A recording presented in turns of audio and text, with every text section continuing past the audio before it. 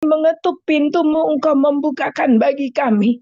Engkau menyediakan hidangan yang terbaik bagi kami sepanjang umur hidup kami. Kami berkata seperti firman Tuhan berkata, tak berkesudahan kasih setia Tuhan, selalu baru rahmat-Mu setiap pagi, besar setiamu Bapa. Dan kami bersyukur pagi ini dilawat kembali oleh kebenaran firman-Mu. Urapilah hamba-Mu, Pastor Paulsang, sehingga melaluinya kami beroleh rema yang dari Tuhan untuk memperlengkapi hidup kami sehari ini, sehari lepas sehari. Bapa, beri kami hati-Mu supaya kami bisa juga mentaati firman ini dan jadi berbuah dan Tuhan dipermuliakan melalui hidup kami. Terima kasih Bapak. Mari biarlah lawat kami dan kami siap mendengar sabda-Mu di dalam nama Tuhan Yesus Kristus, Tuhan dan Juru Selamat kami yang hidup. Kami berdoa dan bersyukur. Haleluya. Amin. Amin. Terima kasih Bu atas doanya. Silahkan Pak Ali Mulyo dan Ibu Rumiasih. Ya, terima kasih Pak Utomo. Dua Raja-Raja 3. Yoram anak Ahab menjadi raja di Samaria atas Israel dalam tahun ke-18 zaman Yosafat, Raja Yehuda. Dan ia memerintah 12 tahun lamanya. Ia melakukan apa yang jahat di mata Tuhan, tetapi bukan seperti ayahnya dan seperti ibunya. Ia menjauhkan tugu berhala Baal yang didirikan ayahnya. Namun demikian, ia masih berpaut kepada dosa Jeroboam bin Nebat yang mengakibatkan orang Israel berdosa pula. Ia tidak menjauhinya. Mesa, Raja Moab, adalah seorang peternak domba. Sebagai upeti, ia membayar kepada Raja Israel 100.000 anak domba dan bulu dari 100.000 domba jantan. Tetapi segera sesudah Ahab mati, memberontaklah Raja Moab terhadap Raja Israel. Keluarlah Raja Yoram pada waktu itu dari Samaria. Lalu ia memeriksa barisan seluruh orang Israel. Selanjutnya ia menyuruh orang kepada Yosafat Raja Yehuda dengan pesan, Raja Moab telah memberontak terhadap aku. Maukah engkau bersama-sama aku berperang melawan Moab? Jawabnya, aku akan maju. Kita sama-sama, aku dan engkau, rakyatku dan rakyatmu, kudaku dan kudamu. Lagi ia bertanya, melalui jalan manakah kita akan maju? Jawabnya, melalui padang gurun Edom. Maka berjalanlah Raja Israel dan Raja Yehuda dan Raja Edom. Tetapi sesudah mereka berkeliling 7 hari perjalanan jauhnya, maka tidak terdapat air untuk tentara dan untuk hewan yang mengikuti mereka. Lalu berkatalah Raja Israel, wahai, Tuhan telah memanggil ketiga raja ini untuk menyerahkan mereka ke dalam tangan Moab. Tetapi bertanyalah Yosafat, tidak adakah di sini seorang nabi Tuhan, supaya dengan perantaranya kita meminta petunjuk Tuhan? Lalu salah seorang pegawai Raja Israel menjawab, katanya, di sini ada Elisa bin Safat, yang dahulu melayani Elia. Berkatalah Yosafat, memang padanya ada firman Tuhan. Sesudah itu pergilah Raja Israel dan Yosafat dan Raja Edom kepada Elisa. Tetapi berkatalah Elisa kepada Raja Israel, apakah urusanku dengan kau? Pergilah kepada para nabi ayahmu dan kepada para nabi ibumu. Jawab Raja Israel kepadanya, jangan begitu, sebab Tuhan memanggil ketiga raja ini untuk menyerahkan mereka ke dalam tangan orang Moab. Berkatalah Elisa, demi Tuhan semesta alam yang hidup, yang di hadapannya aku menjadi pelayan, jika tidak karena Yosafat Raja Yehuda, maka sesungguhnya aku ini tidak akan memandang dan melihat kepadamu. Maka sekarang, jemputlah bagiku seorang pemetik kecapi. Pada waktu pemetik kecapi itu bermain kecapi, maka kekuasaan Tuhan meliputi dia. Kemudian berkatalah ia, beginilah firman Tuhan. Biarlah di lembah ini dibuat parit-parit. Sebab beginilah firman Tuhan.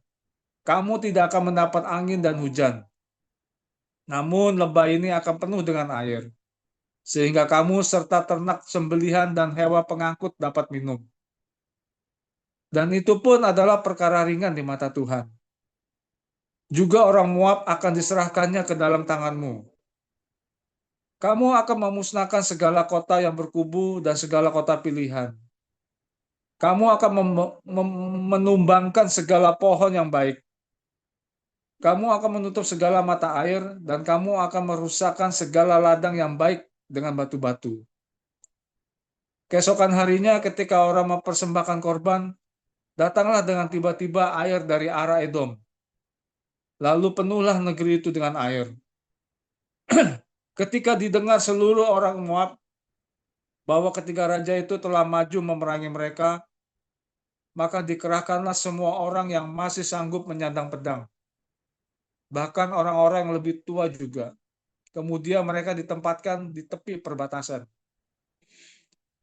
Keesokan harinya pagi-pagi ketika matahari bersinar atas permukaan air itu, tampaklah kepada orang Moab itu bahwa air di sebelah depannya merah seperti darah.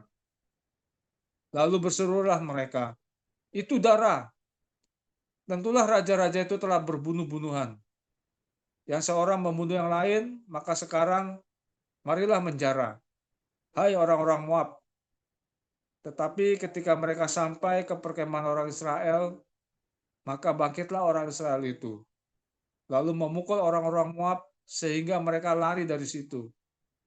Dan makin jauhlah mereka menerobos ke dalam Moab sambil menewaskan orang-orang Moab itu. Mereka meruntuhkan kota-kota dan menutupi setiap ladang yang baik dengan batu. Karena setiap orang melemparkan batu ke atasnya. Mereka menutup segala mata air dan menumbangkan segala pohon yang baik.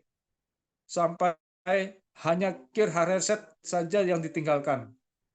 Tetapi kota ini ditembaki oleh orang-orang pengumban dari segala penjuru.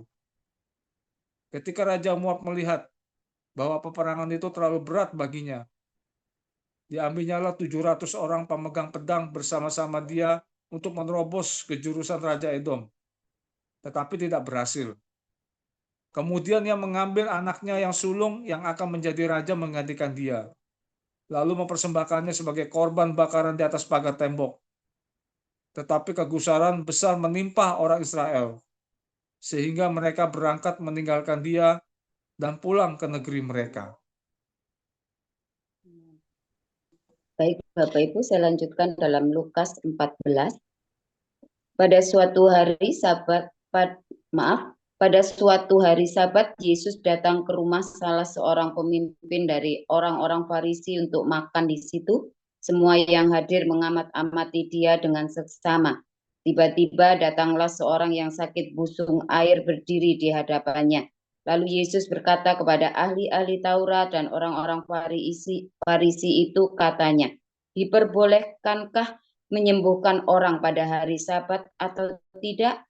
Mereka itu diam semuanya. Lalu ia memegang tangan orang sakit itu dan menyembuhkannya dan menyuruhnya pergi. Kemudian ia berkata kepada mereka, "Siapakah di antara kamu yang tidak segera menarik keluar anaknya atau lembunya kalau terperosok ke dalam sebuah sumur, meskipun pada hari Sabat?" Mereka tidak sanggup membantahnya. Karena Yesus melihat bahwa tamu-tamu berusaha menduduki tempat-tempat kehormatan, ia mengatakan perumpamaan ini kepada mereka. Kalau seorang mengundang engkau ke pesta perkawinan, janganlah duduk di tempat kehormatan, sebab mungkin orang itu telah mengundang seorang yang lebih terhormat daripadamu, supaya orang itu yang mengundang engkau dan dia jangan datang dan berkata kepadamu, "Berilah tempat ini kepada orang itu." Lalu engkau dengan malu harus pergi duduk di tempat yang paling rendah. Tetapi apabila engkau diundang, pergilah duduk di tempat yang paling rendah. Mungkin tuan rumah akan datang dan berkata kepadamu, "Sahabat, silakan duduk di depan." Dan dengan demikian engkau akan menerima hormat di depan mata semua orang, semua tamu yang lain. Sebab barang siapa meninggikan diri, ia akan direndahkan. Dan barang siapa merendahkan diri, ia akan ditinggikan.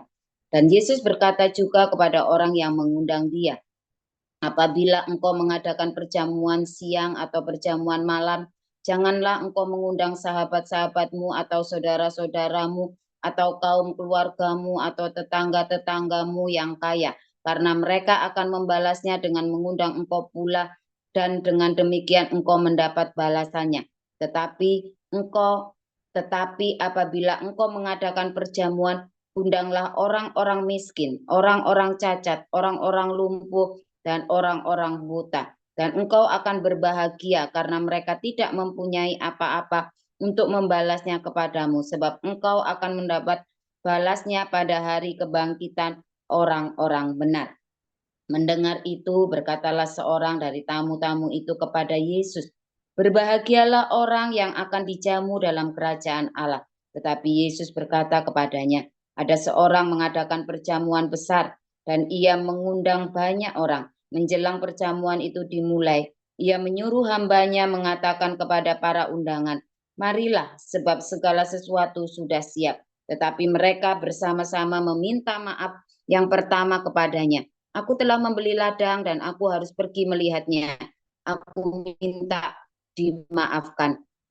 Yang lain berkata, 'Aku telah membeli 5 pasang lembu kebiri dan aku harus pergi mencobanya. Aku minta dimaafkan.' Dan yang lain lagi berkata, 'Aku baru kawin dan karena itu aku tidak dapat datang.' Maka kembalilah hamba itu dan menyampaikan semuanya itu kepada tuannya. Lalu murkalah tuan rumah itu dan berkata kepada hambanya, 'Pergilah dengan segera ke segala jalan dan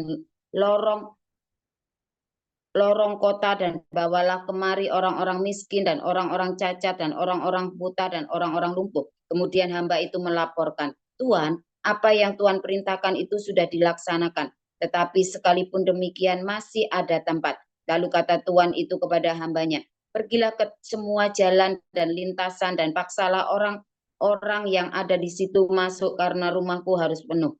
Sebab aku berkata kepadamu, tidak ada seorang pun dari orang-orang yang telah diundang itu akan menikmati jamuanku.' Pada suatu kali banyak orang berduyun-duyun mengikuti Yesus dalam perjalanannya. Sambil berpaling, ia berkata kepada mereka, 'Jikalau seorang datang kepadaku dan ia tidak membenci bapaknya, ibunya, istrinya, dan anak-anaknya, saudara-saudaranya laki-laki atau perempuan, bahkan nyawanya sendiri, ia tidak dapat menjadi muridku. Barang siapa tidak memikul salibnya dan mengikut aku, ia tidak dapat menjadi muridku. Sebab siapakah di antara kamu yang kalau mau mendirikan sebuah menara tidak duduk dahulu membuat anggaran biayanya, kalau cukup uangnya untuk menyelesaikan pekerjaan ini, supaya jikalau ia sudah meletakkan dasarnya dan tidak dapat menyelesaikannya, jangan-jangan semua orang yang melihatnya mengejek dia. Sambil berkata, orang itu mulai mendirikan, tetapi ia tidak sanggup menyelesaikan. Atau raja manakah yang kalau mau pergi berperang melawan raja lain, tidak duduk dahulu untuk mempertimbangkan, apakah dengan 10.000 orang ia sanggup menghadapi lawan yang mendatanginya dengan 20.000 orang?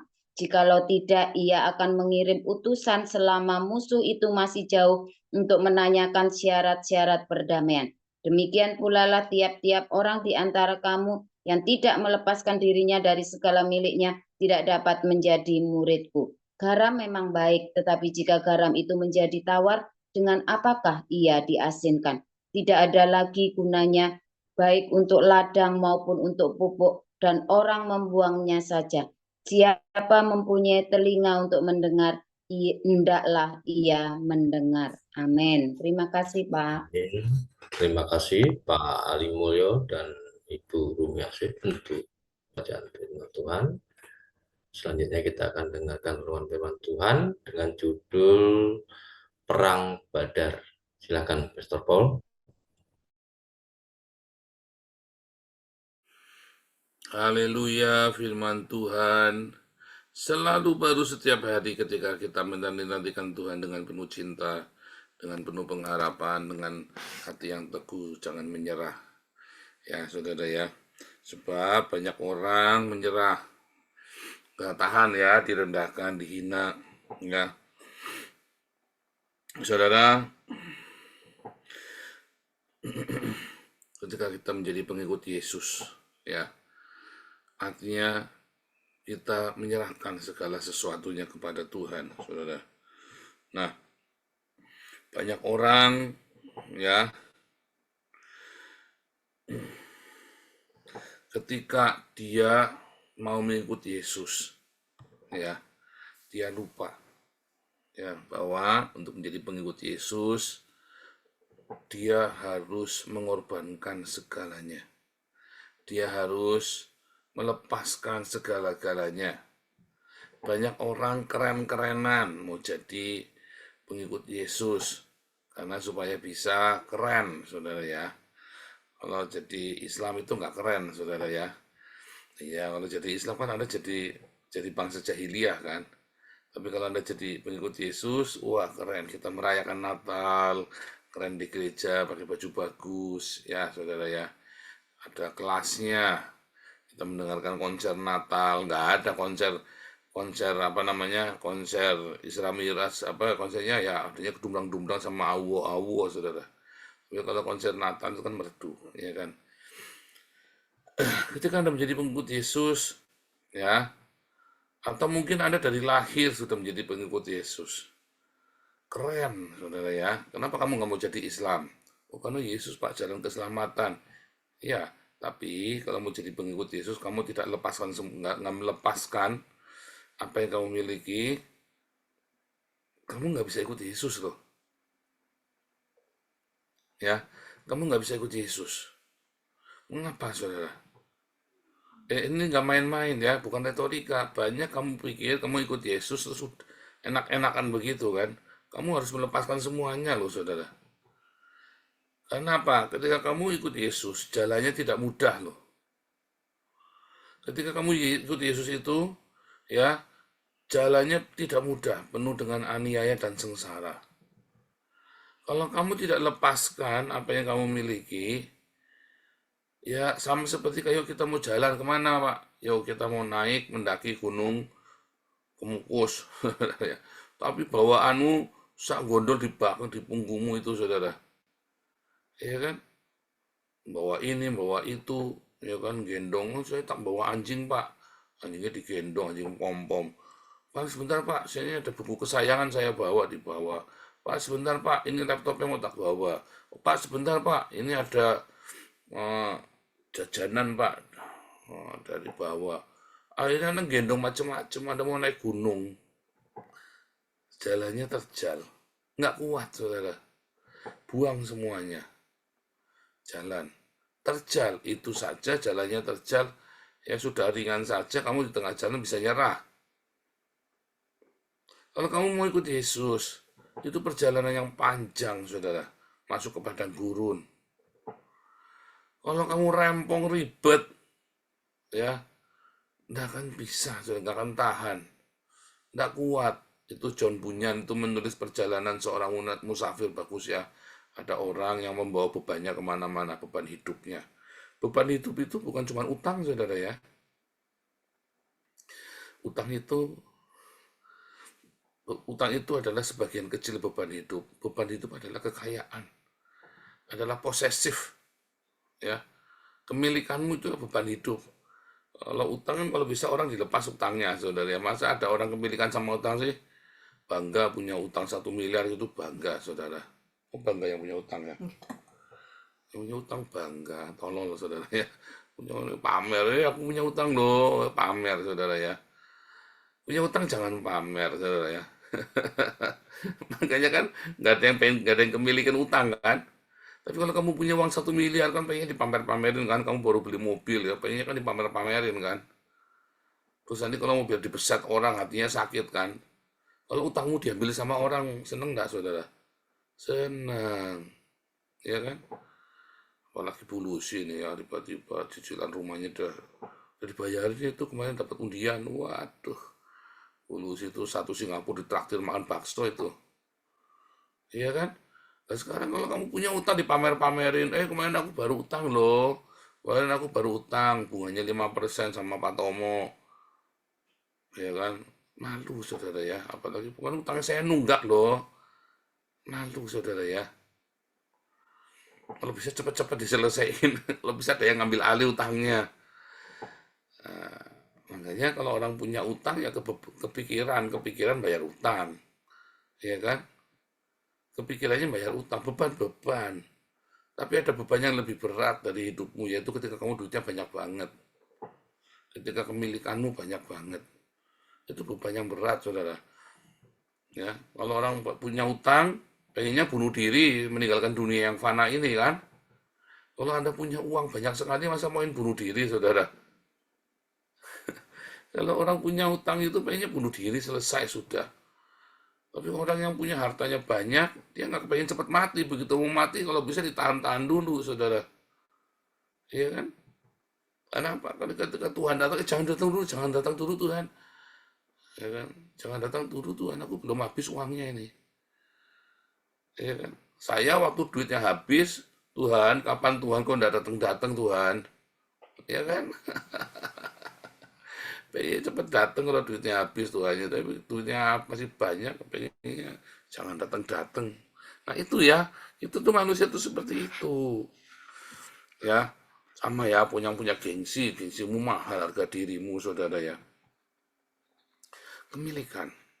Ketika kamu ya katakan membangun menara, kamu kudu ngitung dulu. Ketika kamu mau perang, hitung dulu.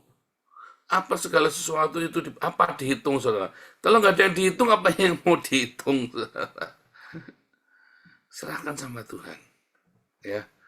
Serahkan sama Tuhan, nggak ada yang dihitung. Biar Tuhan yang ambil alih, saudara. Ya, serahkan sama Tuhan.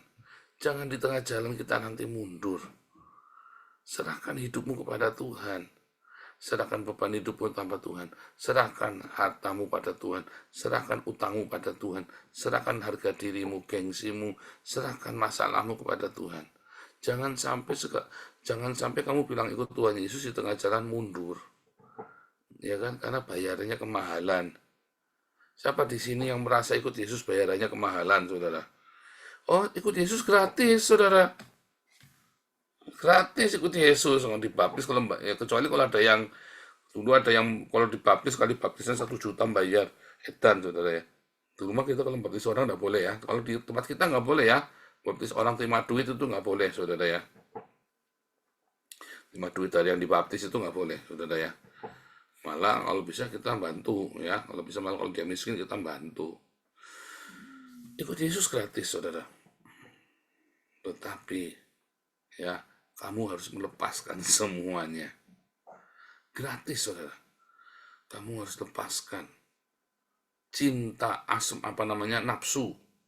Kamu harus melepaskan segala macam kasih yang egois.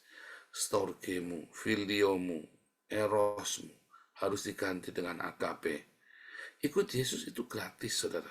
Tapi kamu harus lepaskan hartamu, bagikan kepada orang miskin. Ikut Yesus itu gratis, saudara. Tetapi kamu harus melepaskan harga dirimu, gengsimu. Ikut Yesus itu gratis. Tetapi kamu harus memberi kepada orang-orang miskin. Ya. Ikut Yesus itu gratis, tapi kamu harus mengampuni. Gratis, saudara. Harus mengampuni. Kalau kamu tidak punya pengampunan, kamu tidak punya sedekah, kalau kamu hidup di dalam kemewahan, susah ikut Yesus, tidak mudah.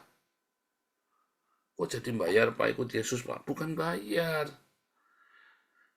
Bukan membayar. Kamu melepaskan pengampunanmu, melepaskan dendammu, ya kan? Melepaskan harta kekayaanmu dengan cara apa? Berbagi, melepaskan ya kesombonganmu, melepaskan harga dirimu. Nanti ikut Yesus akan mudah sekali. Karena untuk mengikuti Yesus segala sesuatunya harus dilepaskan. Ringan, pokoknya kamu hanya taunya Yesus, ya. Taumu hanya Yesus. Yang kamu mengerti hanya Tuhan Yesus. Nanti enak ya kita ya. Kemarin kalau beberapa orang, contoh nih apa nih, saya kalau lagi ngomong-ngomong sama beberapa orang, kenapa kamu nama suaka kayak KC dulu kan, kenapa nama suaka? Ternyata ribet ya. Soalnya ada punya rumah ini, ada mesin ini, ada kemilikan itu, kemilikan ono.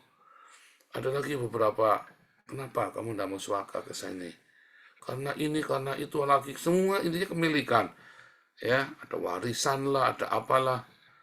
Lalu ditanya, dulu papa lu gimana? Saya mau udah gak punya apa-apa di Indonesia. Tinggal berangkat. Anda bayangkan, kemarin ya, tadi malam koinonia ya, andaikan Belanda ini adalah langit dan bumi yang baru, saudara. Maka buat saya pindah dari Indonesia ke Belanda gampang banget. Udah gak punya apa-apa saya di Indonesia. Ya kan? Jadi nggak ada yang ganduli saya. Nggak ada yang membebani saya di Indonesia. Tinggal pergi. Tidak ada satupun, tinggal pergi. Ya kan, makanya kan banyak orang kan susah kan mau lebih, ya udahlah ditangkap polisi lah, kayak KC 10 tahun, anak Batak 2 kali ya, kena berapa tahun tuh ditelantarin sama Rudi Yohanes. Ya kan, kayak Yusuf Manupunu, telat, udah ditangkap, udah bobak belur, udah habis banyak ya Yusuf Manupunu tuh habis banyak loh saudara, perkara Yusuf Manupunu itu ya. Bayar, kalau enggak dia hukumannya bisa 4 tahun itu. Nah, kalau saya bagaimana? Saya mah enteng hidupnya. Hidup saya enteng, udah nggak punya apa-apa. Hidup kita kalau sudah nggak punya apa-apa, artinya nggak punya apa-apa bukan kere bangkrut, bukannya kepikiran, tapi maksudnya nggak punya apa-apa, kita sudah lepaskan kepada Tuhan. Sehingga sih waktu saya pergi ke Belanda ya tenang-tenang saja, dan sana kemarin udah jualin. Dan di sini ya kita memulai hidup kita yang baru. Nah itu maksudnya saudara, kalau kamu ikut Tuhan Yesus, ya sudah mulai yang baru. Semua itu yang bilang lepaskan, lepaskan, sedekahkan, sedekahkan. Lepaskan harga dirimu, lepaskan semua dendam itu, lepaskan. Enak saudara, kamu tidak akan capek di tengah jalan. Makanya kamu disuruh apa? Marilah kepadaku yang letih lesu. Bebanmu kebanyakan letih lesu. Ya, duitmu kebanyakan keder mau naruh di mana kan? Aduh nanti kalau begini, nanti uangnya turun, nanti dolarnya tiba-tiba naik. Saya padahal nyimpennya rupiah. Jadi nggak ada. Wah nanti kalau saya nyimpen pakai yuan, nanti tiba-tiba Cina bangkrut. Waduh kalau saya nyimpen pakai cryptocurrency tiba-tiba hilang karena nggak safety. Aduh nanti kalau beli emas nanti dirampok. Mumet saudara. Bebanmu jadi banyak. Iya kan? Jadi kepikirannya banyak. Coba kalau Anda punya apa-apa, Anda nggak mikir dolarnya naik, turun, emasnya hilang. Apa yang mau hilang nggak ada kok. Anda nggak kepikir nanti ada fraud, duitnya nggak ada. Hanya berandai-andai, ya kan? Tapi kan tidak ada uangnya.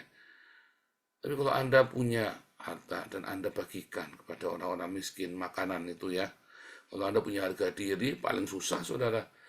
Wah bebannya banyak sekali kan orang yang punya harga dirinya kemana, apalagi harga dirinya mahal. Bingung saudara ikut Tuhan Yesus. Bingung ya. Kemarin kita ya gesekan dikit, kita ngomong apa salah. Harga dirinya kesenggol, ya repot saudara. Orang kalau harganya kemarin itu tersinggungan, merasa lebih tinggi dari yang lain, ribet ngomongnya saudara. Apalagi suruh mengampuni, ribet lagi. Nah itu ya, makanya lepaskan, segala sesuatu harus dilepaskan. Ya, sebab kalau kamu hitung nggak kelar-kelar, nggak akan bisa. Itulah salah satu penyebab orang tidak mau ikut Yesus. Dia tahu persis. Sebab kalau dia langsung ikut begitu saja, ya dia nggak dapat apa-apa. Segala sesuatu itu harus dilepaskan.